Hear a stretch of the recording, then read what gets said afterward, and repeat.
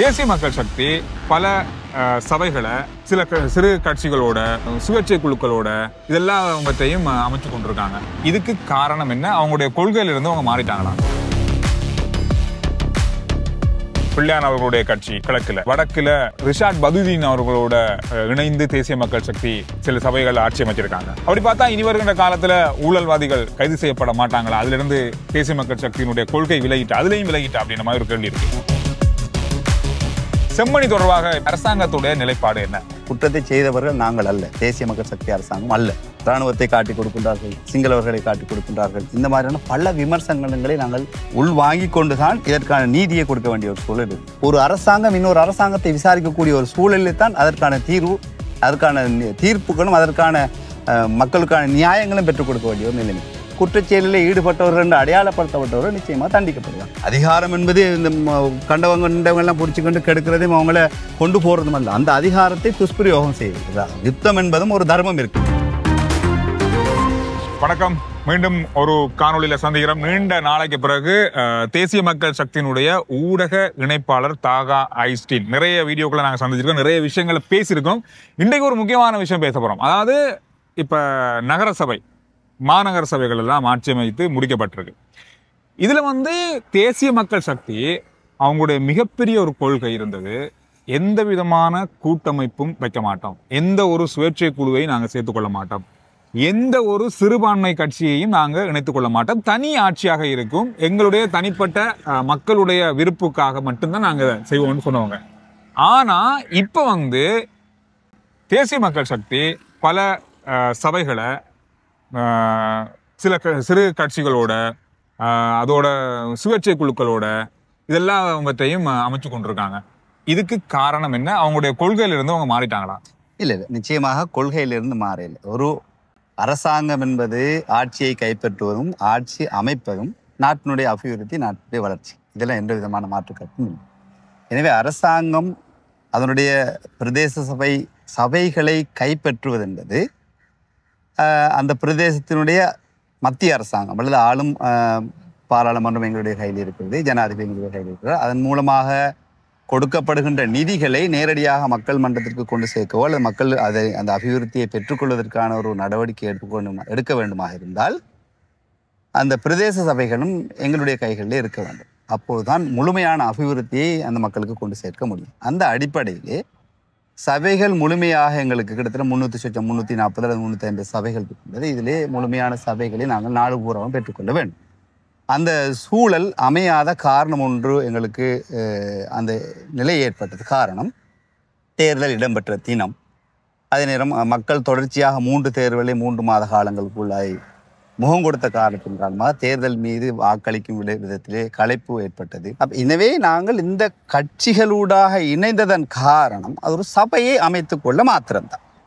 சபை அமைக்கப்பட்டு ஆகிவிட்டன்னு சொன்னால் அதற்கு பிறகு அரசியலிலே சில வார்த்தை பிரயோகங்கள் சொல்றது, கருவேப்பிலை அல்லது ரம்பை போன்ற விஷயங்களை பேசுவார். என்ன விமர்சனம் வந்திருக்கா ஐஸ்டீன்?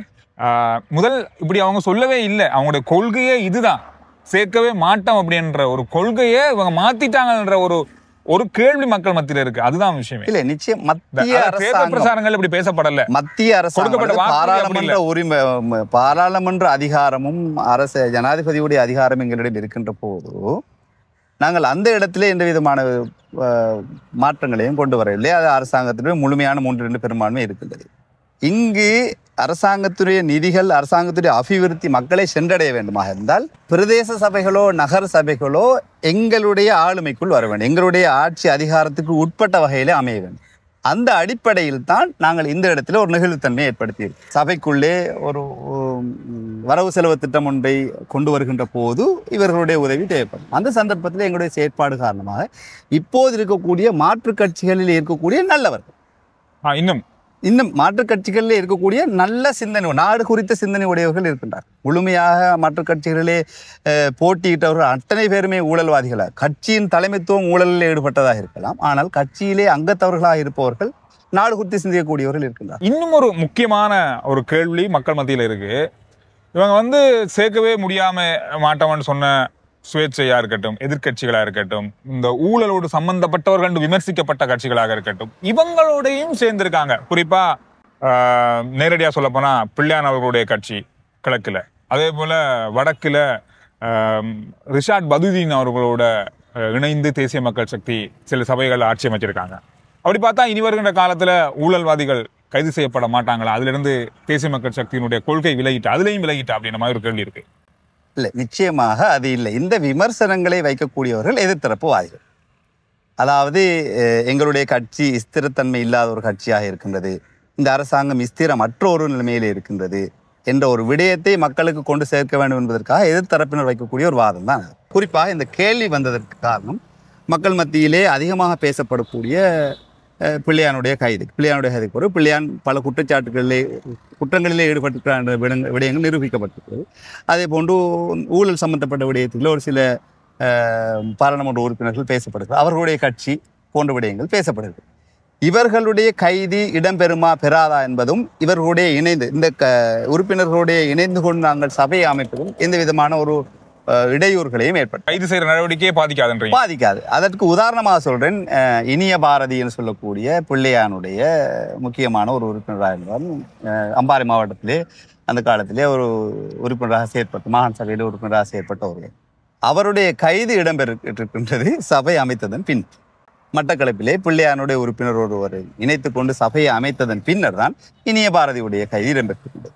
இதுபோல வேறு கைதுகளும், இது உதாரணத்துக்கு நான் சொல்கிறேன், இவ்வாறான ஊழலிலே ஈடுபட்டவர்கள் அல்லது தவறான விதத்திலே சொத்து சேர்த்தவர்கள் அல்லது குற்றச்சாட்டுகளிலே ஈடுபட்டவர்களுடைய கைது என்பதும் இந்த சபைகளை அமைப்பதற்காக நாங்கள் இணைந்து கொண்டு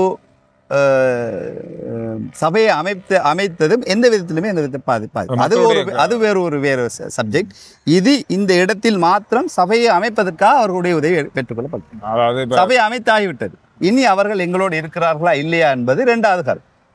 இந்த ஒரு வருட காலத்திற்கு எங்களுக்கு அவர்களுடைய தேவை இருக்கிறதா இல்லையா என்பது சிந்திக்க வேண்டிய ஒரு விடயம். நிச்சயமாக அவருடைய தேவை இதற்குள் எங்களுக்கு ஒரு வருட காலத்திற்குள் அடுத்த பட்ஜெட் ஒன்று கொண்டு வருகின்ற சேர்ந்தால் இவர்களுடைய தேவை ஏற்படும். அதற்குள் ஏனைய கட்சியில் இருக்கக்கூடிய இடதுசாரி சிந்தனை உடையவர்களும் ஏனைய கட்சியில் இருக்கக்கூடிய நாடு குறித்த சிந்தனை உடையவர்கள் எங்களோடு இணைந்து கொள்வார். இப்போது நாங்கள் தொங்கு நிலையில இருந்து கொண்டு நாங்கள் அமைத்த சபையில் கூட அதிகபட்சமான வாக்குகளோடு எங்களுடைய அந்த பட்ஜெட்டை நிறைவேற்றிக் கொள்வதற்கான சொல்லுவாங்க. ஒரு பட்ஜெட்டை வந்து மாநகர சபையிலையோ அல்லது சபையிலையோ கொண்டு வரும்போது 2க்கு மேற்பட்ட முறைப்படி அது தோத்து போகுமா இருந்தால் அந்த சபையை கலைக்கப்பட வாய்ப்புகள் இருக்கு அப்படின்னு. எனவே அவ்வாறான சூழல் அமையாது. எங்களுக்கு தற்போது நாங்கள் சபையை கைப்பற்றுகின்ற ஒரு சூழல் இருக்கின்ற சந்தர்ப்பத்திலே தான் இவர்களோடு இணைந்து கொண்டு ஊழலிலே நான் ஈடுபட்டிருந்தாலும் அல்லது வேறு யாராவது ஈடுபட்டிருந்தாலும் அவர்கள் அந்த குற்றத்திற்கு துணை போனவர்களாகவோ அல்லது குற்றத்தில் ஈடுபட்டவர்களாக இருந்தால் தண்டிக்கப்படுவார்கள். உதாரணத்துக்கு எங்களுடைய கட்சியிலே இருக்கக்கூடியவரும் ஒரு ஊழல் குற்றச்சாட்டிலே ஈடுபட்டிருந்தார், அவர் ஜனாதிபதி மன்னிப்பின் கீழ் வெளியிலே விடப்பட்டிருந்தார், அவரும் மீண்டும் அது மறுக்கப்பட்டு மீண்டும் உள்ள போட்டு எங்களோட கட்சியை சேர்ந்தவர் தேசிய மக்கள் சக்தியில் இருக்கக்கூடியவர், அனுராதபுரத்தில் இருக்கக்கூடியவர். அவர் இந்த ஜனாதிபதி மன்னிப்பின் போது ஒரு சூசகமான முறையிலே அவரை வெளியிட்டிருந்தார். அவருக்கு எதிராக அதை வெளியிலே விடுவதற்கு காரணமாக இருந்த அதிகாரியும் அவரும் மீண்டும் தண்டிக்கப்பட்டிருக்கின்றார். எனவே குற்றச்சாட்டுகளில் ஈடுபட்டது என்பது அது சுதந்திரமாக இயங்கக்கூடிய ஒரு போலீஸ் இலாக்காவோ அல்லது குற்றப்புலனாய்வு அவர்கள் எடுக்கின்ற முடிவு நீதித்துறைக்கு நாங்கள் சுதந்திரமாக விட்டோம். அது இந்த நாட்டிலே இப்போது இருக்கக்கூடிய ஜனாதிபதி மீது அவ்வாறான குற்றச்சாட்டுகள் இருந்தாலும் அதை அவர்கள் சரியாக செய்யும். ஆனால் அதில் அரசியல் தலையீடு எதுவும் செய்ய போவதில்லை. ஓகே, இப்போ வந்து இதை தாண்டிய ஒரு முக்கியமான கேள்வி, கடைசி கேள்வி. செம்மணி தொடர்பாக இப்பொழுது பரவலா பேசப்பட்ட சர்வதேச இதில் மிகப்பெரிய அளவில் பேசப்படுற ஒரு விஷயம். நீண்ட காலமா இது சம்பந்தமா பேசப்பட்டது. ஆனால் இப்போ அது தொடர்பான அகழ்வுகள் இப்பொழுது இடம்பெற்றுக் கொண்டிருக்கு. அது தொடர்பான தடயங்கள், எலும்புக்கூடுகள் கண்டெடுக்கப்படுது. இந்த விஷயம் தொடர்பாக அரசாங்கத்துடைய நிலைப்பாடு என்ன? அரசாங்கம் இந்த விடயத்திலையும் நீதித்துறையை முழுமையாக சுதந்திரமாக இயங்கிட்டிருக்கிறது. செம்மணி விடயம் எந்த சந்தர்ப்பத்திலும் இடைநிறுத்தப்பட மாட்டாது. கடந்த காலத்தில் நினைக்கிறேன் சந்திரிகாவுடைய ஆட்சி காலத்தில் 1996ஆம் ஆண்டு அவை ஆட்சியில் இருக்கிற நேரம் அதை செம்மணி விடயம் தோண்டப்பட்டது. அந்த சந்தர்ப்பத்திலே சென்று கொண்டிருக்கின்ற நேரம் தெற்கிலே இருந்த சில அழுத்தங்கள் காரணமாக அது இடைநிறுத்தப்பட்டது. அதற்கு பின் 2014ஆம் ஆண்டு மஹிந்தவுடைய காலத்திலையும் அது முயற்சிகள் எடுக்கப்பட்டு அது இடைநிறுத்தப்பட்டது. ஆனால் எங்களுடைய அரசாங்கத்திலே சுதந்திரமாக அது கட்டாயமாக அதற்கான நீதிகள் பெற்றுக் கொடுக்கப்பட வேண்டும் என்ற அடிப்படையிலே அது அரசாங்கத்தில் இதை பத்தி என்ன பேசுறாங்க, அதாவது மேல்மட்டம் என்ன சொல்றாங்க இதை பத்தி? இதிலே உள்ளக விசாரணைகள், உள்ளக ரீதியான சில விடயங்களை நாங்கள் முன்னெடுக்க இருக்கின்றோம். இல்லை சர்வதேச ரீதியில் தான் சிலருடைய குற்றச்சாட்டுகள் சிலருடைய விமர்சனங்கள் இருக்கின்றது.